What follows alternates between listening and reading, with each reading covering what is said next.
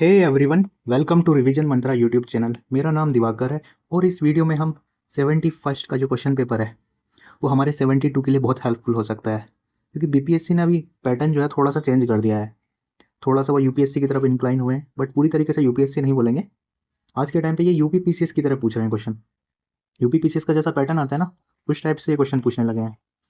तो इस क्वेश्चन में हम जानेंगे क्या क्वेश्चन में हाइडन चीज़ें दी होती हैं जिससे आप एलिमिनेट कर सकते हैं ऑप्शन। अब करंट अफेयर के क्वेश्चन में तो बहुत सारी चीज़ें ऐसी दी होती हैं जिससे क्वेश्चन आप आसानी से एलिमिनेट कर सकते हैं। ठीक है, मुझे मेरा यूपीएससी का मेंस था उस टाइम पे, और मुझे 10 से 15 दिन मिले थे। करंट अफेयर मैंने बहुत कम स्टडी किया था। अब 45-46 क्वेश्चन थे ऑलमोस्ट, मेरे 35 से 34 क्वेश्चन आराम से ठीक हो गए थे। तो क्या चीज़ मैंने फॉलो की थी क्वेश्चन पेपर को बनाते हुए? ठीक है, क्योंकि बहुत सारी चीज़ इसी में दी होंगी करंट अफेयर के क्वेश्चन में, बस आपको आइडेंटिफाई करना आना चाहिए। अब मैं 4-5 चीज़ आपको बता रहा हूँ, उस चीज़ पे आपको ध्यान रखना है।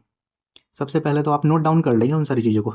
एक तो रैंक, अगर कोई रैंक दी हुई है किसी चीज़ की कि इंडिया इसमें ये रैंक है, इंडिया फर्स्ट रैंक है, सेकंड रैंक है या थर्ड रैंक है, चांसेस है वो रैंक्स जनरली गलत दी होगी।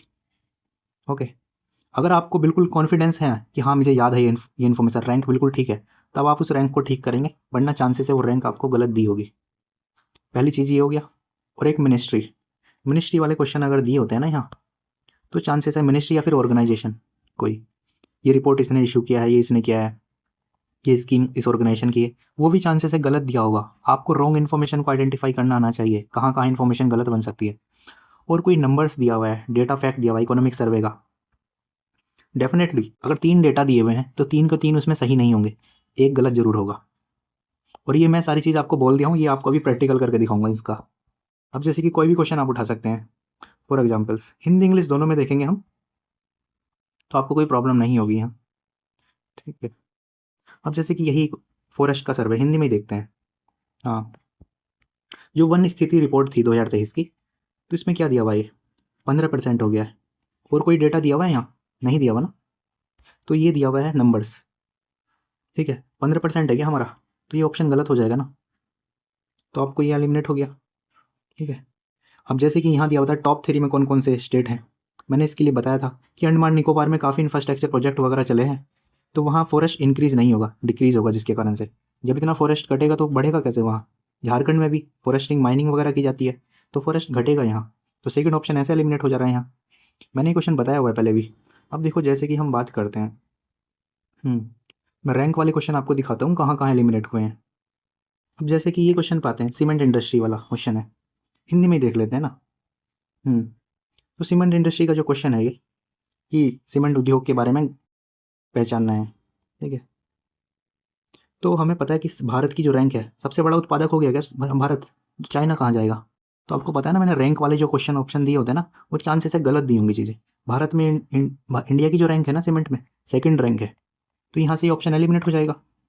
अब ये दोनों ऑप्शन ठीक थे, तो ये ऑप्शन यहाँ से गलत हो जाएगा। फिर ऐसे ही मैं कुछ ऑप्शन के डेटा और आपको दिखाता हूँ कि कहाँ वो किस तरह से करते हैं चीज़ों को। अब ये वाला क्वेश्चन देखो आप, GSLV, हाँ F-15 वाला, इसरो ने प्रोग्राम लॉन्च किया है। जब 3 फैक्ट ऐसे दिए हुए हैं ना, ठीक है, तो चांसेस है एक गलत होगा उसमें से कोई सा भी। ये आपको रियलाइज़ करना है कि 3 फैक्ट अगर डेटा ऐसे दिए हुए हैं ना, हर क्वेश्चन में आपको दिख जाएगा कि 3-4 इन्फॉर्मेशन अगर दी हुई है ना, जो चांसेस है एक गलत होगा। आपको गलत वाली को आइडेंटिफाई करना है, और गलत भी जो इन्फॉर्मेशन होगी ना, वो सिमिलर्स में होंगी। 101, 102, ये ऑप्शन कभी गलत नहीं होगा। ठीक है, 101वां मिशन है, ये 100वां मिशन है, चांसेस है इसमें से कोई एक गलत होगा। ठीक है, तो जैसे कि ये ऑप्शन का आंसर मुझे पता नहीं था, बट मुझे था कि हाँ इसमें से कोई सा एक गलत है। ठीक है, तो एक ऑप्शन इसमें एलिमिनेट हो रहा था, और इसमें मोर देन अबव आंसर हो जा रहा था इसका। और हाँ, जब मोर देन अबव आपको दिखे ना, तो चांसेस है मोर देन अबव होने का बहुत हाई चांसेस हो जा रहे हैं यहाँ। अब जैसे कि मैं आपको क्वेश्चन बताऊंगा, आपको आइडेंटिफाई करना होगा कि कौन कौन से एरिया में मोर देन अबव होगा। अब जैसे ये क्लासिकल लैंग्वेज का स्टेटस दिया गया था। ओके, क्लासिकल लैंग्वेज का स्टेटस दिया गया था तेलुगु, मराठी, बंगाली। आपको पता है ना, अगर एग्जामिनर ऑप्शन बनाएगा तो कितनी सारी क्लासिकल लैंग्वेज आज के टाइम में ऑलमोस्ट 11 हो गई हैं। ओके, तो एग्जामिनर क्या ऐसी आइडेंटिफाई करेगा कौन कौन सी क्लासिकल लैंग्वेज नहीं है, उनको यहाँ रख देते हैं ऑप्शन में। अगर होगा तो एग्जामिनर को सोच के दिमाग में लगा के बनाना पड़ेगा ना ऑप्शन। तो एग्जामिनर इतना कुछ नहीं सोचेगा, वो डायरेक्ट उठाएगा 4-5 लैंग्वेज और फिर ऑप्शन बना देगा उपरोक्त में से एक से अधिक, तो इसका ऑप्शन डी हो जाता है, क्योंकि बंगाली भी है, मराठी भी है, तेलुगु भी है। तो आपको आइडेंटिफाई करना है कहाँ डी ऑप्शन होने के चांसेस ज़्यादा हैं। अब जैसे कि ये हाँ, जूनियर एथलेटिक्स में कितने ब्रॉन्ज मेडल जीते हैं बिहार के खिलाड़ियों ने? अब इसमें डी ऑप्शन तो कभी भी नहीं होगा ना, होगा तो इसमें से कोई एक होगा, डी ऑप्शन कहीं कहीं नहीं होगा। अब जैसे कि ये यूनाइटेड क्लाइमेट कॉन्फ्रेंस हुई थी जो बाकू में हुई थी, ये एक सेकेंड, है ना, एक यूनाइटेड नेशन की जो क्लाइमेट कॉन्फ्रेंस हुई थी यूएनएफसीसी की, बाकू में हुई थी ये। अब देखो यहाँ क्या दिया हुआ है, फॉसिल्स फ्यूल्स को बैन करेगा 2030 तक, ठीक है, और ये प्रोवाइड करेगा एटलीस्ट $500 बिलियन 2030 तक एनुअली डेवलपिंग कंट्रीज़ को। 500 बिलियन कितना ज़्यादा अमाउंट है, और ये 300 थर्ड ऑप्शन में दिया हुआ 300 बिलियन प्रोवाइड करेगा 2035 तक। अब देखो, आपको लग रहा है कि इसमें मोर देन अब क्वेश्चन ठीक होगा, तो आपको आइडेंटिफाई करना है कहाँ ये ऑप्शन ठीक होगा कहाँ नहीं होगा। जैसे कि हिंदी में भी देख लेते हैं इसको एक बार।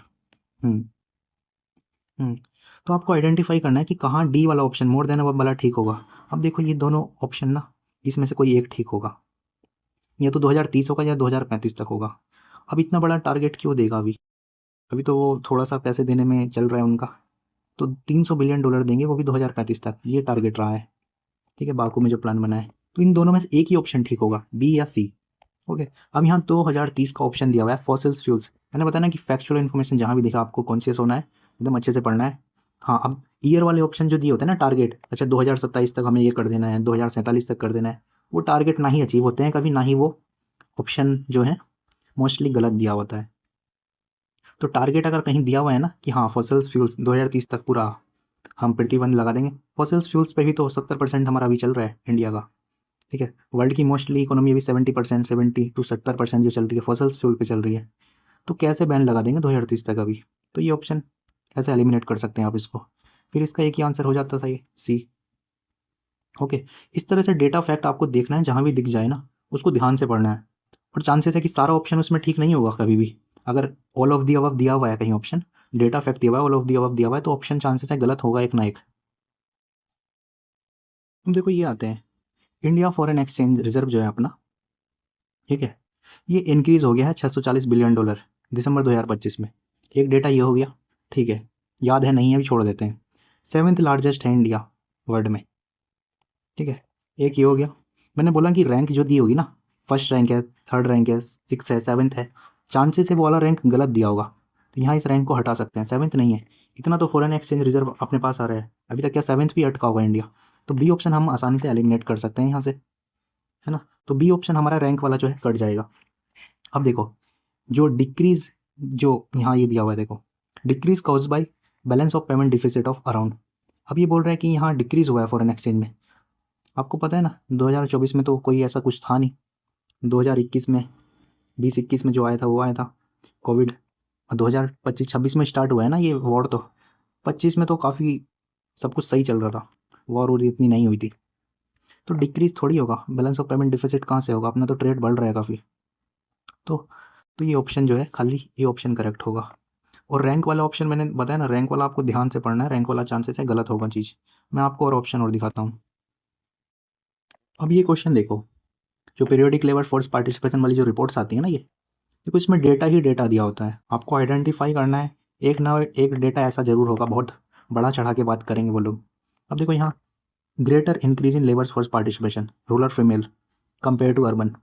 आपने जनरली न्यूज़ सुनी होगी कि रूरल एरियाज़ में ज़्यादा महिलाएं काम कर रही हैं, अर्बन एरियाज़ में नहीं कर रही हैं, क्योंकि एजुकेशन एक रीज़न उसके पीछे ये है कि हमारे पास स्किल आ गई है, एजुकेशन आ गई है, बट जॉब जो है हमारे स्किल के अकॉर्डिंग नहीं मिल रही है।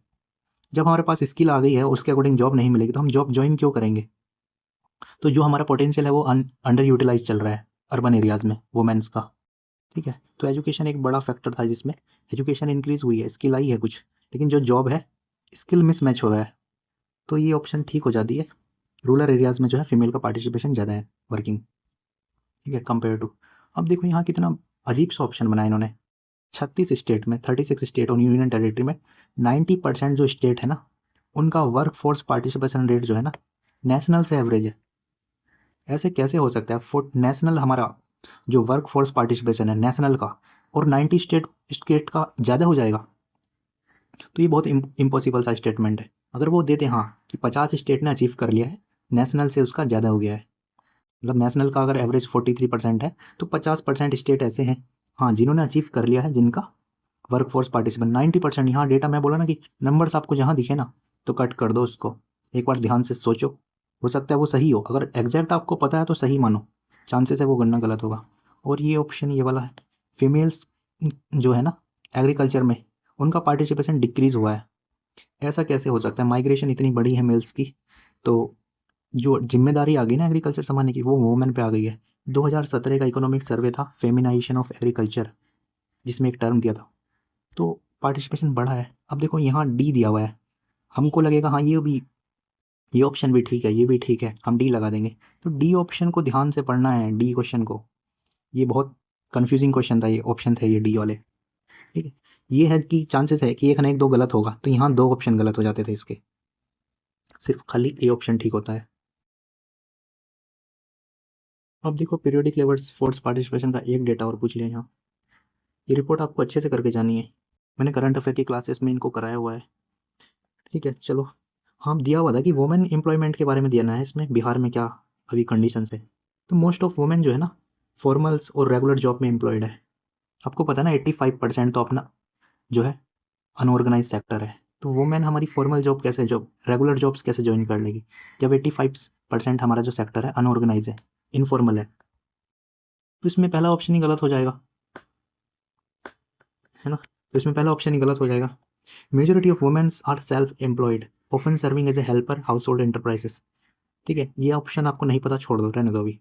Majority of women engage in secondary sector, हमने पीछे बात करी ना, प्राइमरी सेक्टर जो है, प्राइमरी सेक्टर जो है फेमिनाइजेशन ऑफ एग्रीकल्चर, एग्रीकल्चर में वुमेन का पार्टिसिपेशन बढ़ रहा है, तो सेकेंडरी सेक्टर में कहाँ से आ जाएगा, मैन्युफैक्चरिंग करने के लिए सेकेंडरी सेक्टर जो है काम है, उसमें घर से बाहर भी तो निकलना पड़ेगा ना, बाहर जॉब अभी गर्ल्स को इतना अलाउ है नहीं, तो बाहर हम इतना भेजेंगे नहीं पढ़ाई करने के लिए, तो सेकेंडरी सेक्टर में कहाँ से इंगेज हो जाएंगे अभी वुमेन।